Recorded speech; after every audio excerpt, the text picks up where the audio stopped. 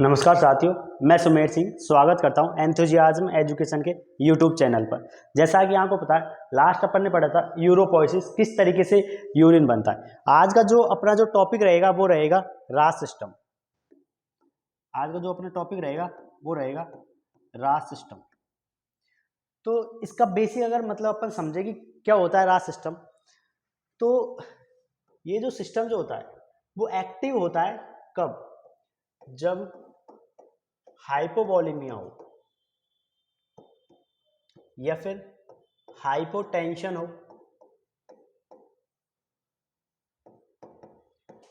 या फिर hyponatraemia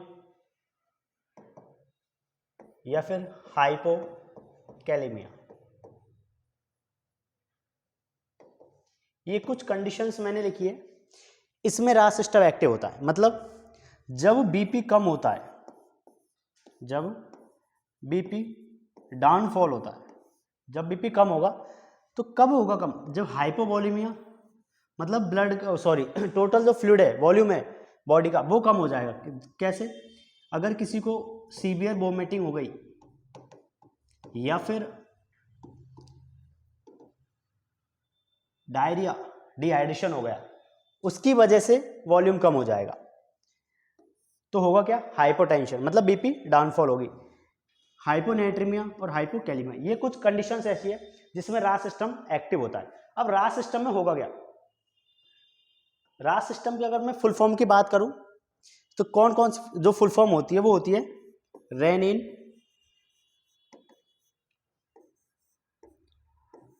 angiotensin,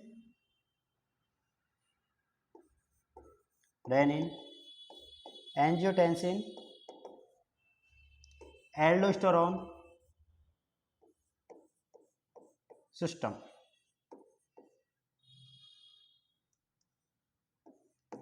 aldosterone system, ये रास सिस्टम फुल फॉर्म होती है रेनिन, एंजियोटेंसिन, एल्डोस्टेरोन सिस्टम। अगर मैं बेसिक बात करूं, जब अपनी बॉडी में वॉल्यूम कम होता, फ्लूइड की मात्रा होती है क्या? कम। कब होगी? वॉमिटिंग, डायरिया या फिर इनकी वजह से क्या होगा? डिहाइड्रेशन। ये कुछ ऐसी कंडीशंस रहेगी जिसमें बीपी क्या रहेगा? डाउनफॉल रहेगा। या फिर हाइपोनेट्रीमिया और हाइपोकैलेमिया। अब इस कंडीशन में होगा क्या? जब हमारा बीपी डाउन होता है तो इसको अपन क्या बोलते हैं? हाइपोटेंशन। क्या बोलेंगे? हाइपोटेंशन। इस कंडीशन में एक सेल्स रहती है किडनी में, उनका नाम क्या है? जेजी सेल, जिसकी फुल फॉर्म होती है जक्स्टा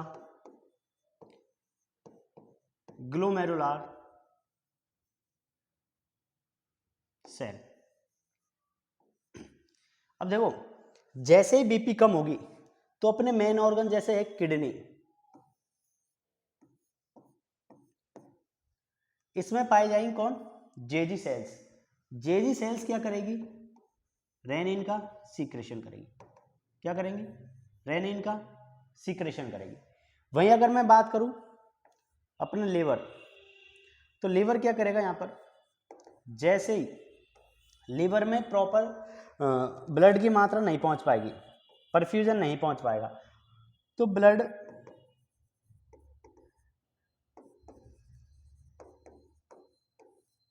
किसके संपर्क में? अब देखो, लीवर क्या करेगा इसमें? जैसे ही ब्लड की मात्रा कम होगी तो लीवर एंजियोटेंसिनोजन, ये क्या होता है? प्रोटीन होता है। क्या होता है? प्रोटीन होता है। जितने भी बॉडी में प्रोटीन्स होते हैं वो मेनली किसके द्वारा फॉर्म किए जाते हैं? लीवर के द्वारा। अब जैसे ही लीवर से क्या आ गया यहाँ पर? एंजियोटेंसिन। ये रेनिन काम किस पर करेगा? एंजियोटेंसिनोजन। एंजियोटेंसिनोजन पे जैसे काम करेगा तो एंजियोटेंसिनोजन कन्वर्ट होगा किसमें? एंजियोटेंसिन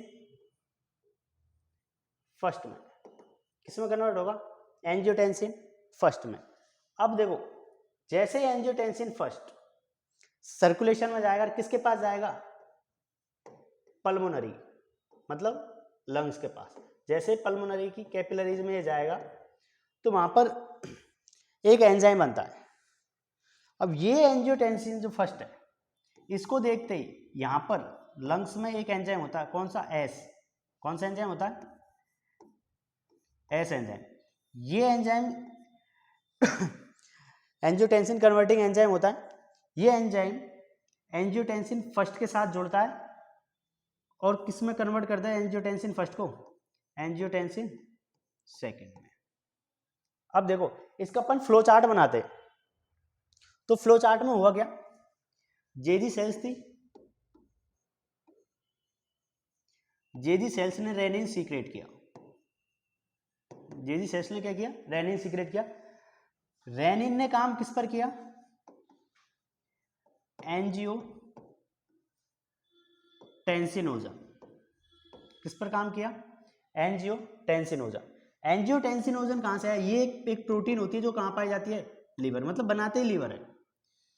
रेनिन काम करेगा किस पर, एंजियोटेंसिनोजन पर, और एंजियोटेंसिनोजन कन्वर्ट किस में होगी, एंजियोटेंसिन फर्स्ट में। किस में कन्वर्ट होगी, एंजियोटेंसिन फर्स्ट में। एंजियोटेंसिनोजन के ऊपर रेनिन काम करेगा और एंजियोटेंसिन फर्स्ट बनाएगा। ये एंजियोटेंसिन फर्स्ट, इसके ऊपर काम करेगा कौन, एस एंजाइम। कौन काम करेगा, ACE enzyme, angiotensin converting enzyme, angiotensin converting enzyme. ये एंजाइम है एंजियोटेंसिन फर्स्ट पर काम करेगा। जैसे ही एंजियोटेंसिन फर्स्ट पर काम करेगा तो एंजियोटेंसिन फर्स्ट किस में कन्वर्ट होगा, एंजियोटेंसिन सेकंड में। किस में कन्वर्ट होगा, एंजियोटेंसिन सेकंड में। और एंजियोटेंसिन सेकंड यहां पर काम करेगा 3। ये कौन कौन से 3 काम करेगा, एंजियोटेंसिन जो है, जो पहला काम जो करेगा, ये करेगा पेरिफेरल वैसोकॉन्ट्रिक्शन। क्या करेगा, पेरिफेरल वैसोकॉन्ट्रिक्शन।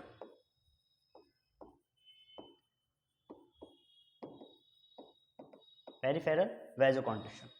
एंजियोटेंसिन जो सेकंड है उसका पहला काम रहेगा क्या, पेरिफेरल वैसोकॉन्ट्रिक्शन। अब देखो बीपी डाउनफॉल है, मतलब ब्लड वेजल्स डायलेटेड नहीं है, सॉरी डायलेटेड है। अब इस कंडीशन में क्या होगा, पेरिफेरल वैसोकॉन्ट्रिक्शन। अब जैसे ही ब्लड वेजल्स नैरो होगी, जैसे ब्लड वेजल्स क्या होगी, नैरो होगी, तो नैरो ब्लड वेजल्स में तो बीपी क्या हो जाएगा, इसमें इंक्रीज हो जाएगा, बीपी क्या हो जाएगा, इंक्रीज हो जाएगा। दूसरा ये काम करता है किस पर, हाइपोथैलेमस पर।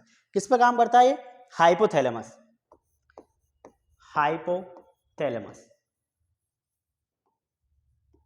अब हाइपोथैलेमस में 2 काम करता है, एक तो ये करेगा एडीएच का सीक्रेशन।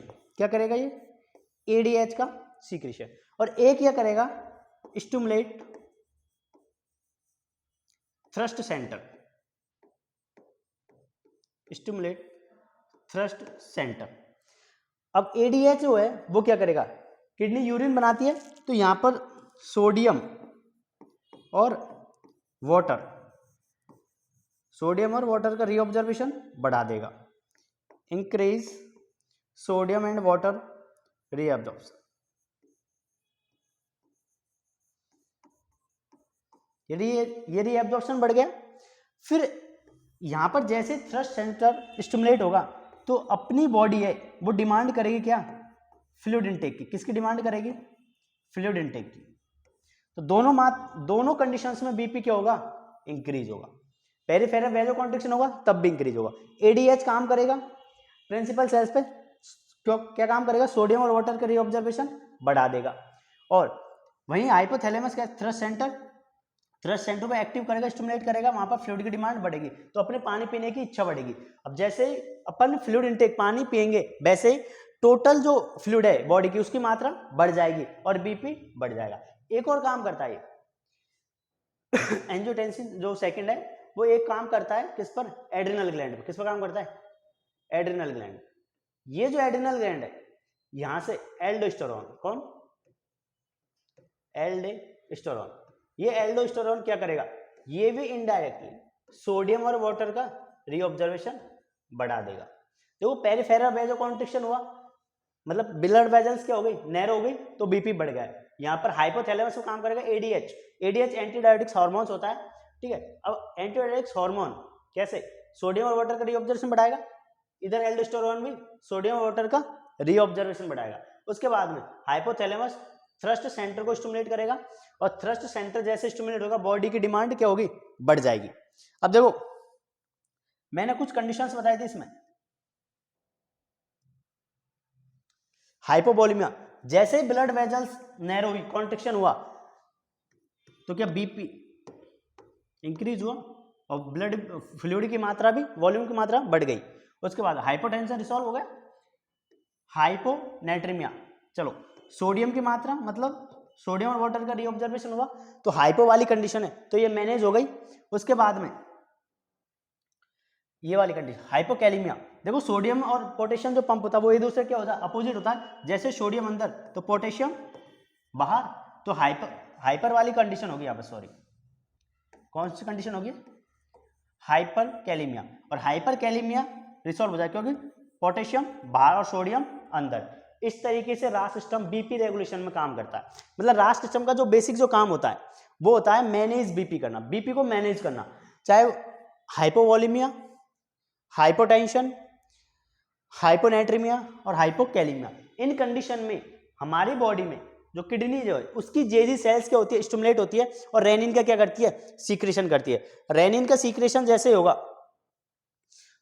सॉरी रेनिन का सीक्रेशन जैसे ही होगा तो रेनिन काम करेगा किस पर, एंजियोटेंसिनोजन। किस पर काम करेगा, एंजियोटेंसिनोजन। एंजियोटेंसिनोजन क्या होता है, प्रोटीन होता है, जो कहाँ पाया जाता है, मेनली लीवर, लीवर ही बनाता है।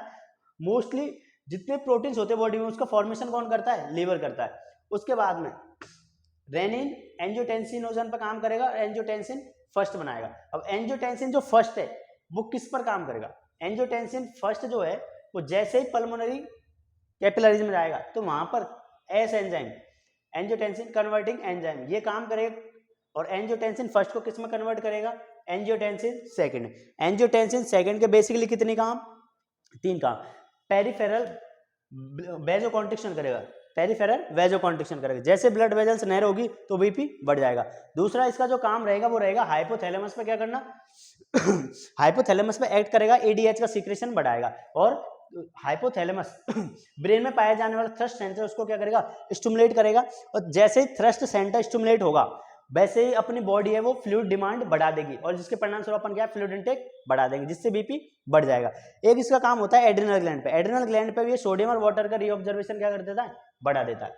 अब देखो हाइपोटेंशन है तो भी नॉर्मल हो जाएगा, बीपी अपना क्या हो जाएगा, नॉर्मल हो जाएगा, बीपी अपना कैसा रह जाएगा, नॉर्मल। पहले हाइपोटेंशन वाली कंडीशन है वो कैसे हो जाएगी, नॉर्मल हो जाएगी। उसके बाद में हाइपोनेट्रीमिया था तो सोडियम, हाइपो क्या था, नेट्रीमिया, तो सोडियम का रीऑब्जर्वेशन बढ़ गया तो वो नॉर्मल मैनेज हो गया। उसके बाद में हाइपर कैलेमिया, और इसका क्या होगा, ये पोटेशियम का एक्सक्रेशन करेगा।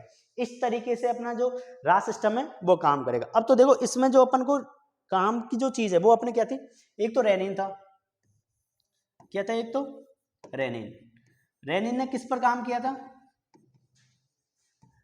एंजियोटेंसिनोजन,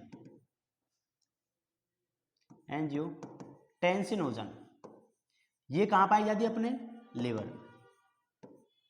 अब इस पर काम किया, इसको किस में कन्वर्ट किया, एंजियोटेंसिन फर्स्ट में। किस में कन्वर्ट किया, एंजियोटेंसिन फर्स्ट में। अच्छा, इसको कौन कर रही है सीक्रेट, जेजी सेल्स। कौन सी सेल्स, जेजी सेल्स। रेनिन ने काम किस पर किया, एंजियोटेंसिनोजन, किस में कन्वर्ट किया, एंजियोटेंसिन फर्स्ट में।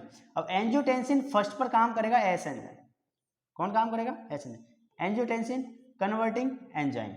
ये एंजियोटेंसिन फर्स्ट को किस में कन्वर्ट करेगा, एंजियोटेंसिन सेकंड में, एंजियोटेंसिन सेकंड 3 काम करेगी। फर्स्ट वेजो कॉन्ट्रिक्शन,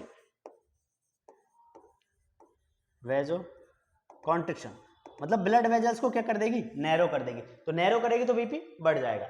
उसके बाद में हाइपोथैलेमस पर एक काम करेगा, किस पर काम करेगा, हाइपोथैलेमस पे 2 काम हो गए, एक तो एडीएच एंटीडायरेटिक्स हार्मोन्स, इसका सीक्रेशन होगा जिसके परिणाम से सोडियम और वाटर का रीऑब्जर्वेशन। उसके बाद में थ्रस्ट सेंटर इसको स्टिमुलेट करेगी और फ्लूइड इनटेक बढ़ जाएगा, जिससे बीपी बढ़ जाएगा। एक इसमें एड्रिनल ग्लैंड पर अगर काम करता है